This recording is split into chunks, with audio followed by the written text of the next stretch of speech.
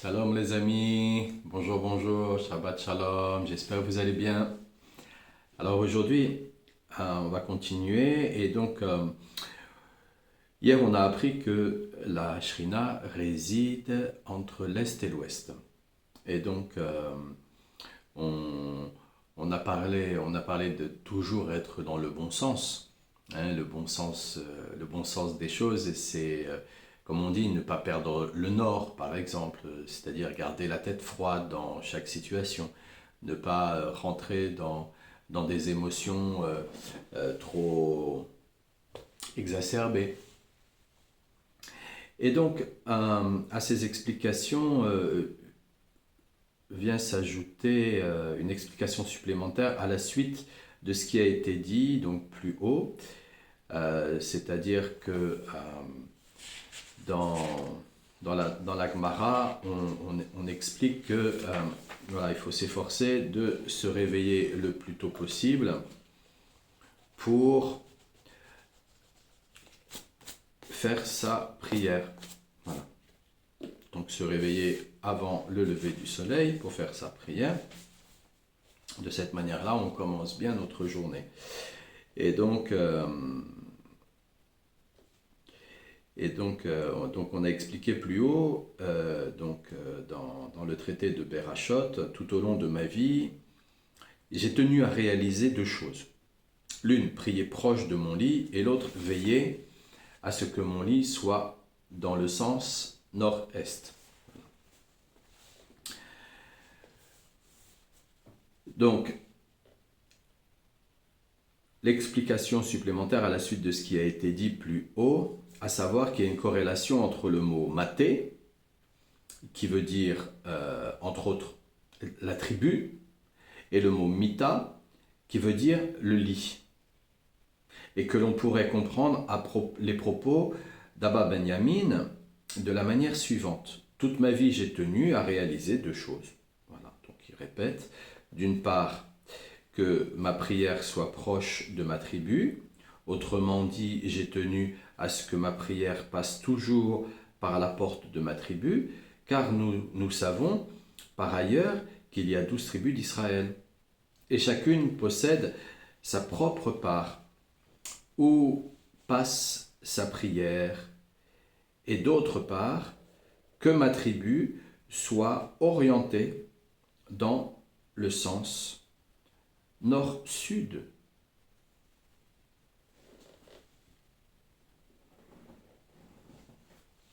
Donc comme on en a parlé hier, le nord c'est pour garder la tête froide, les idées claires. Le sud c'est pour garder les pieds au chaud, pour nous éviter les attaques nocturnes, pour nous donner la possibilité d'être protégés contre les démons. Et donc là, on revient au fait que le mot maté, tribu, signifie, dans un sens plus large, engendrement. Et donc c'est là le lien avec l'idée de l'union avec la femme qui vous est destinée. Et d'autre part, le mot maté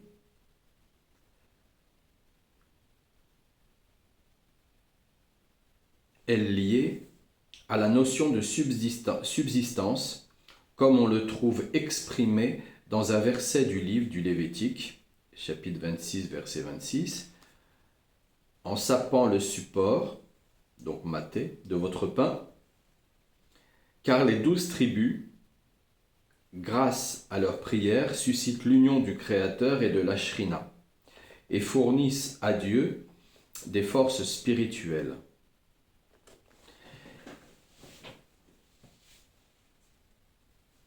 Donc de cette manière-là, ce qui veut dire là-bas, c'est que de cette manière-là, on entretient toujours l'alliance avec Hachem.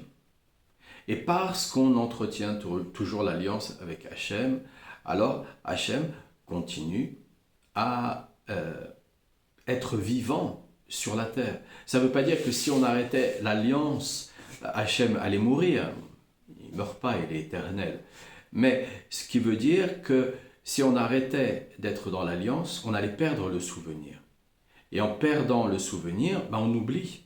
Et en oubliant, on ne sait même plus qu'il existe, quoi.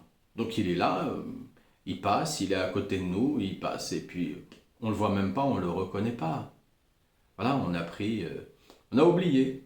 On a oublié, pour nous, c'est ni plus ni moins que ce qu'on est en train de voir, pas plus. Pas plus, il y a pas, on n'y porte pas la crainte, on n'y porte pas le respect, on n'y porte pas l'amour. Donc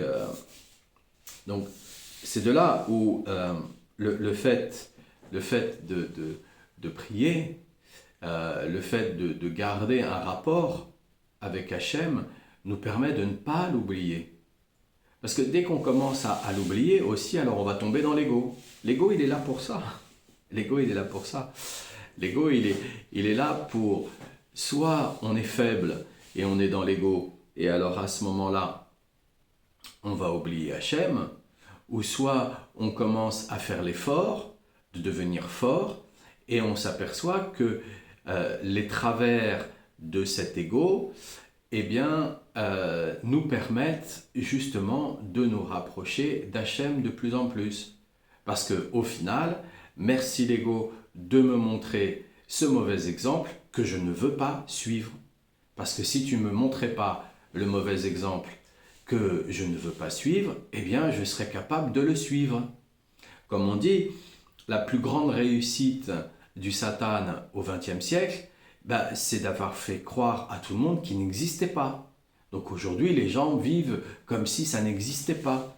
Les gens aujourd'hui ils parlent de l'ego parce que les thérapeutes ils font leur beurre sur le sujet, mais auquel cas, nous on a toujours parlé du Yetzer Hara. Parce qu'on sait que depuis la chute d'Adam et Rava, le Satan, sous la forme du Yetzer Hara, donc un petit peu, heureusement, et dans chaque individu, donc de cet ordre-là, ce Yetzer Hara, chaque individu a le devoir, pour évoluer, de regarder son travers et de dire « Non, maintenant j'ai plus envie, c'est tout. Ah ça fait mal, c'est pas grave. C'est pas grave, ça fait mal, mais j'ai plus envie. Voilà, je veux plus donner, je veux plus créer un abonnement avec lui, ça m'intéresse plus. Si je crée plus un abonnement avec lui, au fur et à mesure, qu'est-ce que je fais? C'est pas que je vais l'oublier. Non, faut pas l'oublier, faut pas non plus utiliser la politique de l'autruche. Hein? C'est pas ça. C'est on va s'intéresser à ce qu'on veut s'intéresser. Donc plutôt que d'aller regarder des choses qui sont pas jolies, plutôt que d'aller faire des choses qui sont pas jolies, on va regarder des choses qui sont jolies, on va faire des choses qui sont jolies. On va porter notre énergie dans cet intérêt. C'est comme on va arrêter de manger du sucre. Là c'est un petit peu plus difficile par contre, parce que le corps, lui, il est rentré dans une addiction. Mais si on décide, si on dit non, j'en mange plus, c'est terminé, je vais souffrir, je vais pas être bien, je vais m'enfermer pendant quelque temps, le temps de me faire un sevrage anti-sucre, et toute forme de sucre, comme on fait pour Pessah, toute forme de miettes de pain, de blé, on l'enlève de notre maison, là c'est pareil, je vais enlever toute forme de sucre, voilà, et puis c'est terminé, et puis on reste à la maison et on mange plus de sucre, voilà. On va boire de l'eau, on va prier, on va se renforcer, et puis voilà, on va avoir mal, on va passer par des maux de tête, voilà. Donc soit on peut le faire comme ça d'une manière très dure, ou soit on peut commencer à se poser des questions. Alors, non pas quel substitut je vais prendre, mais quel est le remède qui va me permettre de me libérer de ce sucre. Et bien exactement pareil, de nos mauvaises habitudes, quel est le remède pour nous guérir de nos mauvaises habitudes? Et de faire en sorte, de faire l'effort, de mettre des bonnes habitudes.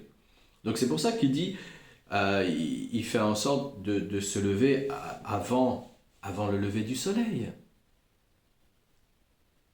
Parce que de cette manière-là, il veut absolument casser les mauvaises habitudes. Tant que nous ne cassons pas les mauvaises habitudes qui sont en nous, alors avec délicatesse, il ne faut pas prendre ça au pied de la lettre, ça se fait d'une manière délicate. Depuis toujours, aujourd'hui, il y a beaucoup d'informations sur le sujet, il y en a qui sont bonnes et honnêtes et elles sont très peu nombreuses, mais la généralité, elles sont pas bonnes, elles sont pas honnêtes. Donc, ne pas casser les mauvaises habitudes d'une manière violente. Le corps, il est fort, mais en même temps, il est fragile. Donc, on ne va pas... c'est-à-dire, on le fait, comme on dit, une main de fer dans un gant de velours. On y va avec une décision qu'on aura prise à long terme. On y réfléchit, ça fait peut-être même des mois qu'on y réfléchit, voire des années qu'on y réfléchit. On a été chercher beaucoup d'informations. Dans toutes les informations qu'on a été chercher, on a été les croiser. Il faut croiser les informations. Celui qui ne croise pas les informations, il gobe. Il gobe ce qui arrive. Il gobe ce qui arrive.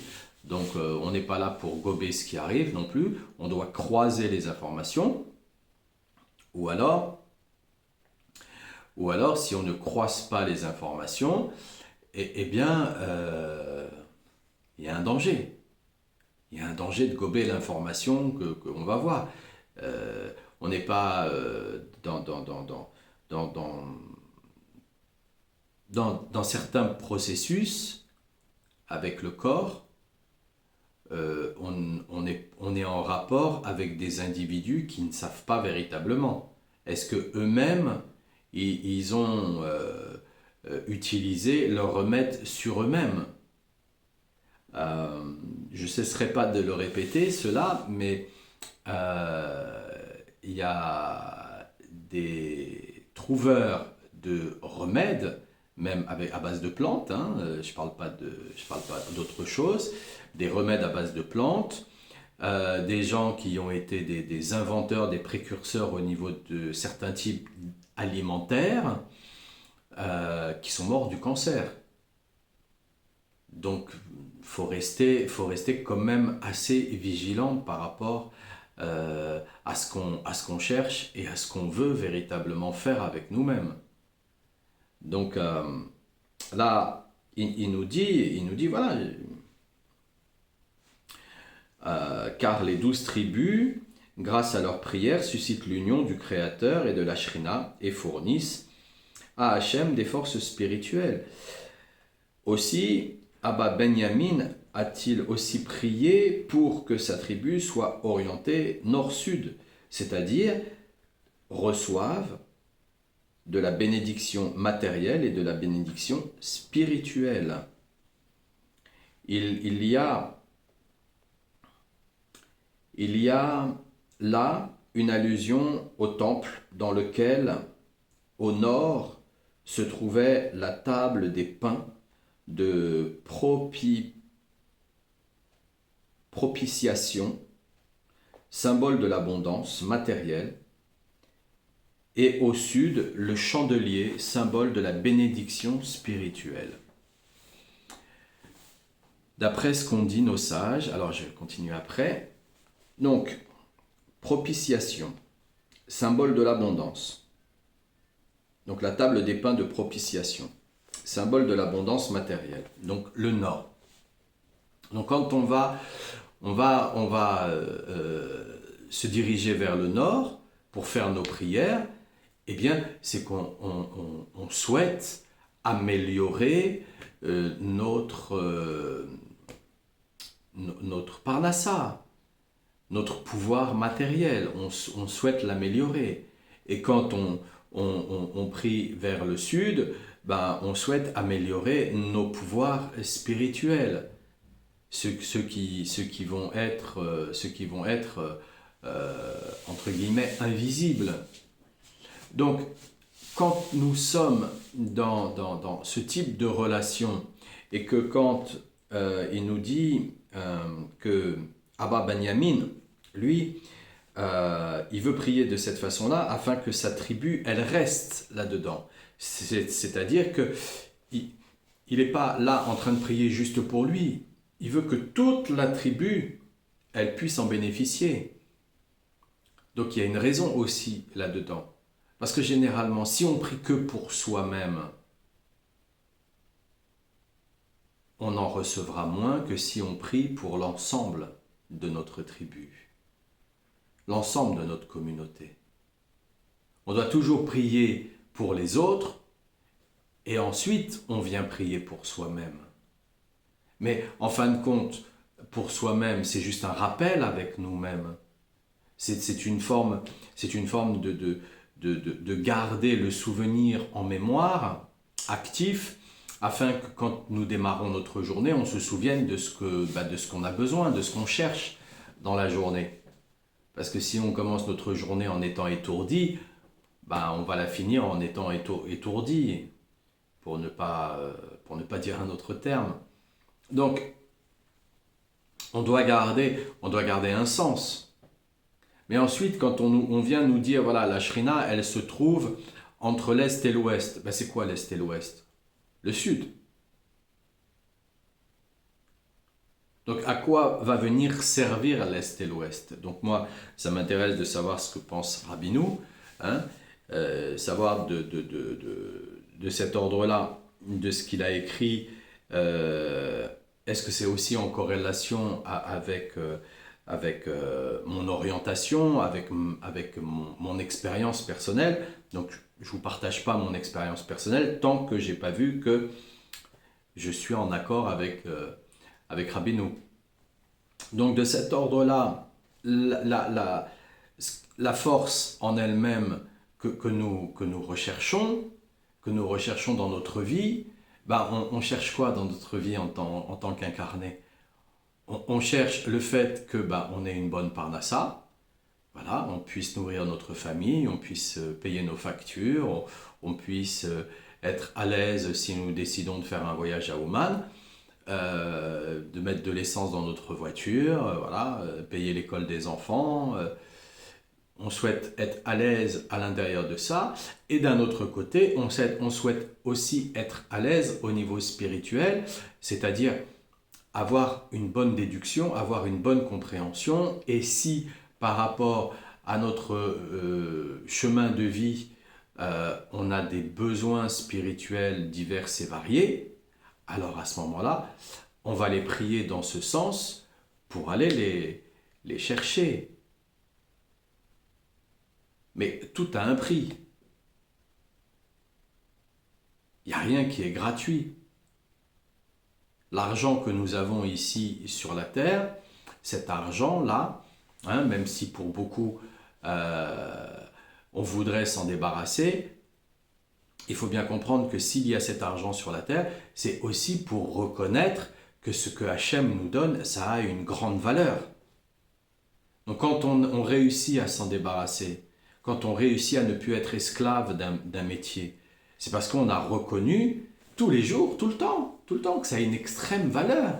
Voilà, Hachem, il m'a donné ça, alors c'est pas que j'ai été l'acheter, c'est Hachem, il m'a offert ça. Alors parce qu'il me l'a offert, je fais extrêmement attention à ce qu'il m'a offert. Et comme je fais extrêmement attention à ce qu'il m'a offert, par la même occasion, je fais extrêmement attention à ce que je vais acheter et à ce que je vais porter.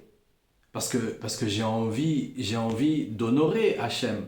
J'ai envie de lui dire, voilà, merci beaucoup, tu m'as offert une belle chemise, je suis content, c'est un beau coton, je suis agréable dedans, c'est merveilleux, voilà, je suis à l'aise avec ça, elle est ni trop froide ni trop chaude, donc voilà, elle est bien tempérée, merci beaucoup par rapport à ce que tu m'as offert.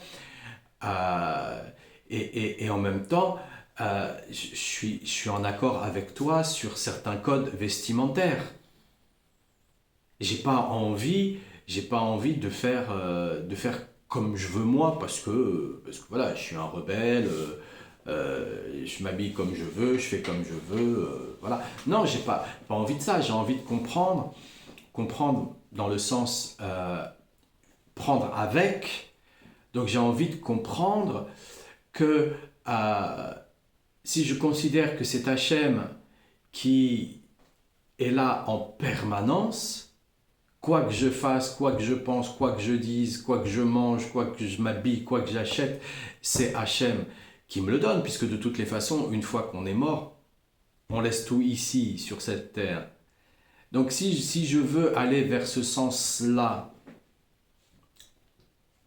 c'est là, à ce moment-là, où petit à petit, je vais sortir de mon Égypte.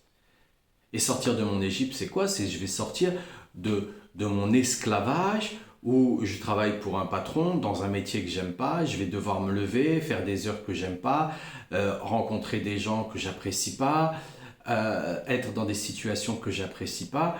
Tout simplement pourquoi? Parce que je n'arrive pas à reconnaître que c'est l'honneur que je vais donner à Hachem qui est l'argent qui fait qu'en retour, je vais recevoir ma parnassa. Mais si je crois que c'est juste du pognon,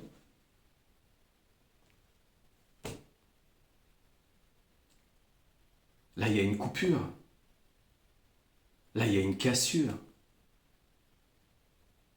Là, à un moment donné, je vais croire que tout vient de moi par rapport à mon travail, par rapport à ma connaissance, par rapport au fait que les gens m'apprécient, par rapport au fait que parce que je fais des sourires et que je suis sympa, alors voilà, etc., etc. Alors oui, je suis bien dans tel métier, je fais des belles chansons, j'écris des jolis livres, je passe sur les plateaux de télé, je suis un expert en marketing, je suis un super commerçant, je suis un super thérapeute. Et en fait, on crée une coupure. On oublie petit à petit que Hachem est là.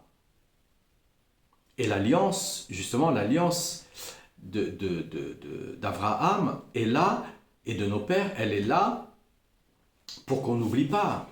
Abraham, Yitzhak, Yaakov, pour qu'on n'oublie pas. On n'oublie pas. On n'oublie pas et qu'on honore chaque jour, à chaque fois. C'est pour ça qu'il nous demande de rentrer dans l'Hitbodedut, que c'est inscrit dans la Torah, l'Hitbodedut. Donc c'est une obligation qu'on n'oublie pas.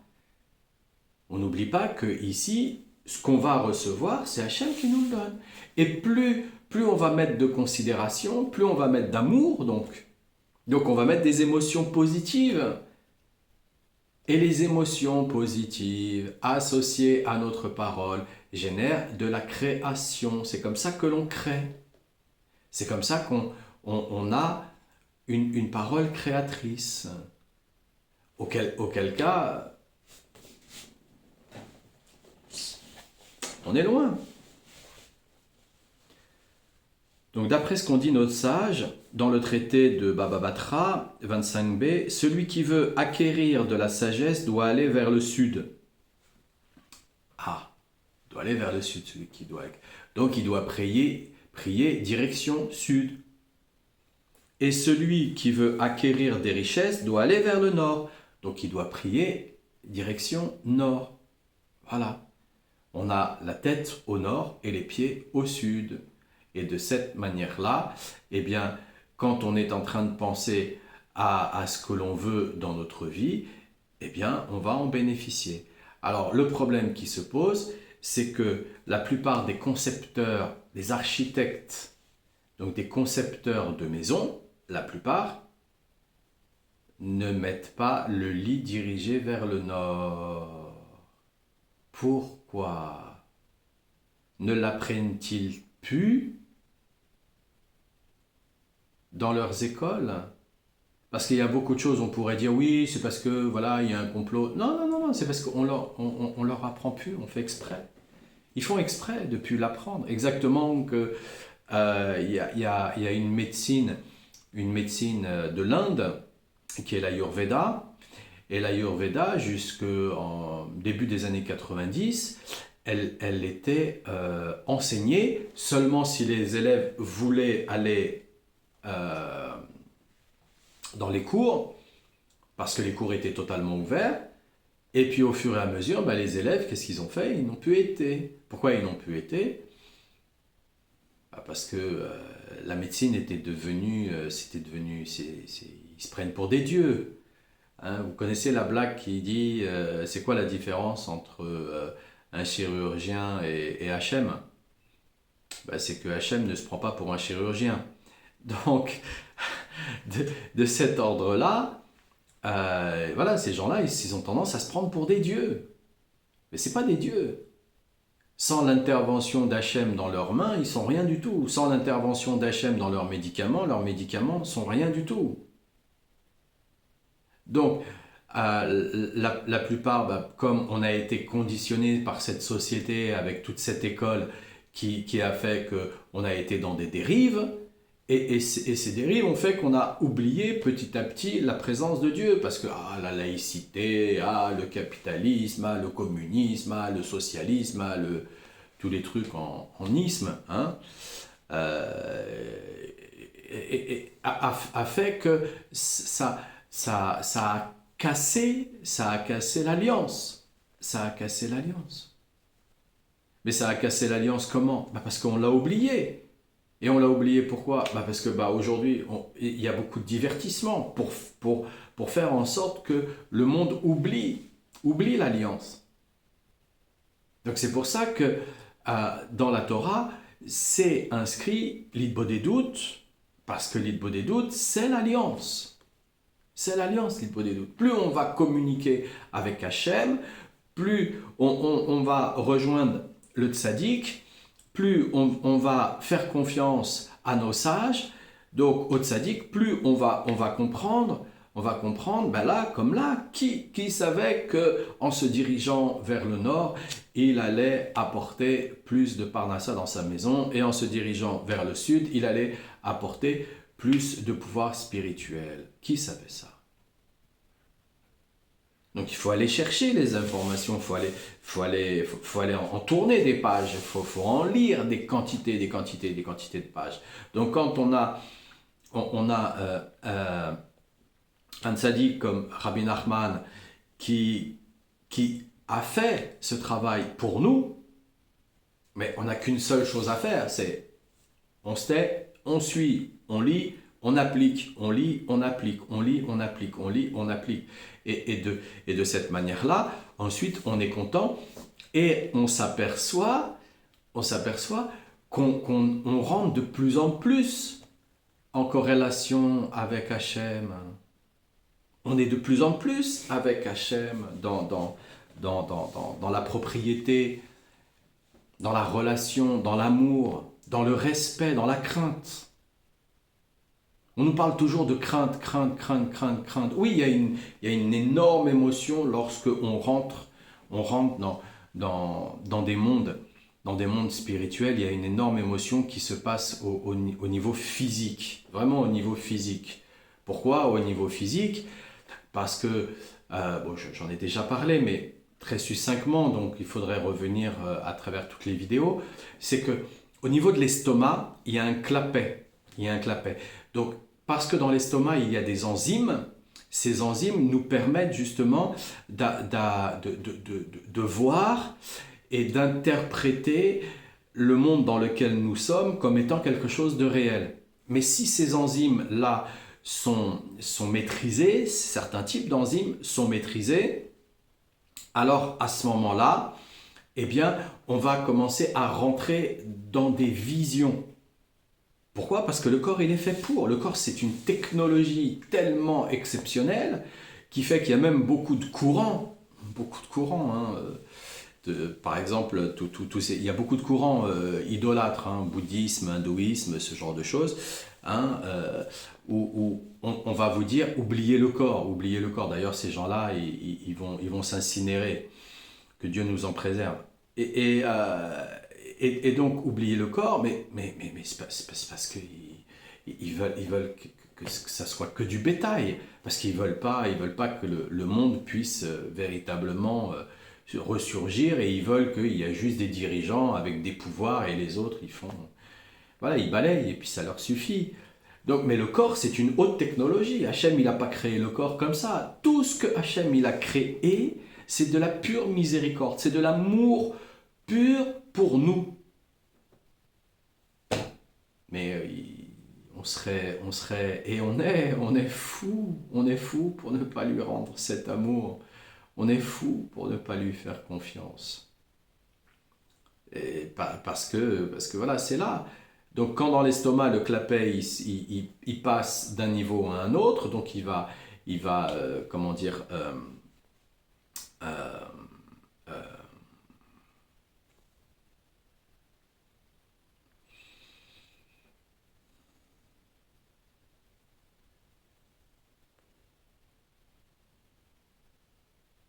il va mettre en sommeil les enzymes qui permettent d'être en contact avec cette matérialité. Eh bien, on va commencer non plus à faire vivre, comme on a l'habitude, nos cinq sens vulgaires, mais on va commencer à rentrer petit à petit dans nos cinq sens subtils. Donc, si en nous, on a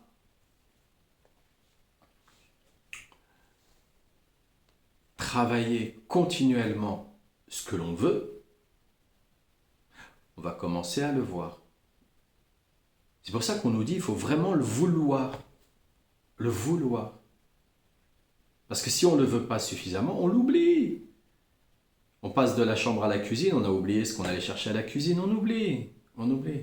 Alors que quand on continue d'une manière obsessionnelle, parce que ça correspond un peu à de l'obsession quelquefois, hein, parce que se réveiller à Hatzot tous les jours alors que on aurait envie de dormir, on aurait envie de continuer notre nuit, on aurait envie de rester dans notre lit qui est chaud parce que dehors il fait froid, parce que imaginez, avant, on avait des maisons, il n'y avait pas de radiateur, il n'y avait pas de chauffage à gaz, ni à l'électricité, voilà, donc tout était à la cheminée, donc il fallait toujours faire un feu, donc à un moment donné, dans la nuit, le feu, il allait s'éteindre, donc il faisait extrêmement froid, donc il faut vraiment, vraiment, vraiment être décidé, en avoir envie.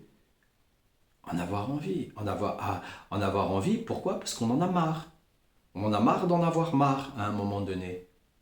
Mais tout ce système de divertissement et autres que la société elle a mis en place fait que non, on est endormi, 90% de notre journée, on la passe en état d'hypnose.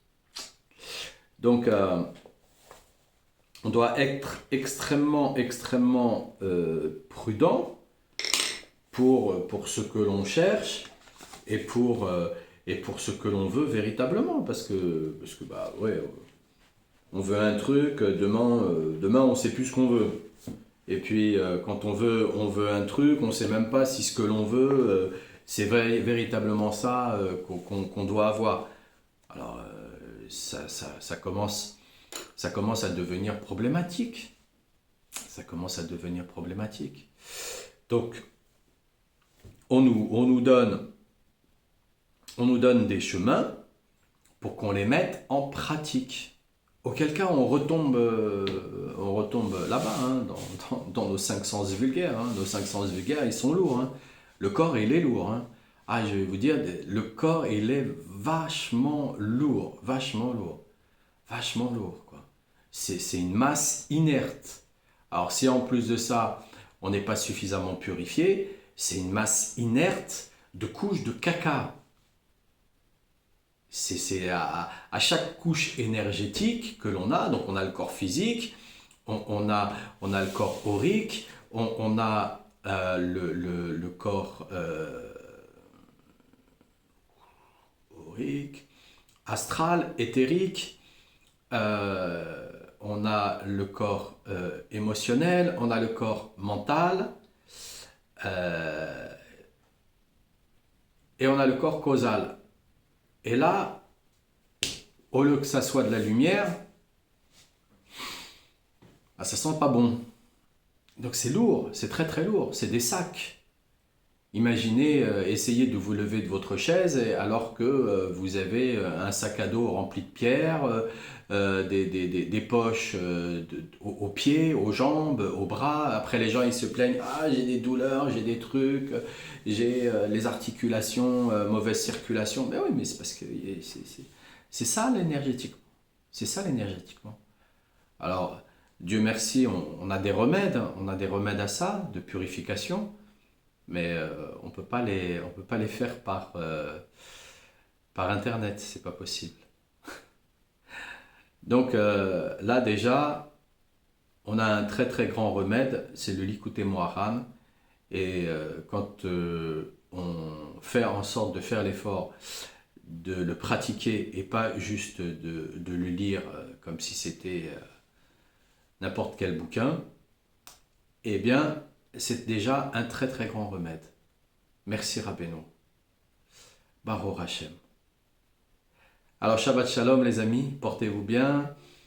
N'oubliez pas, 3 repas, même si les 2 sont petits, de chanter, de danser, de mettre de la joie dans vos maisons, parce que sinon le Shabbat, on n'a pas l'impression que c'est un jour exceptionnel, alors que c'est un moment exceptionnel, parce que quand il va nous arriver le moment où on va vivre le Shabbat toute la semaine, il faut vous dire une chose, c'est qu'on va chanter, danser tout le temps, parce que tout le temps on sera dans la vibration, parce que dès qu'Hachem il nous touche par sa vibration, là il nous prend là comme ça, tac, il nous branche, et là comme on dit, on est branché. Alors Shabbat Shalom les amis, portez-vous bien, que Dieu vous protège, protège vos pas, et vous apporte la guérison totale, Refoua Shlema à tous les malades. À Motzei Shabbat, au revoir.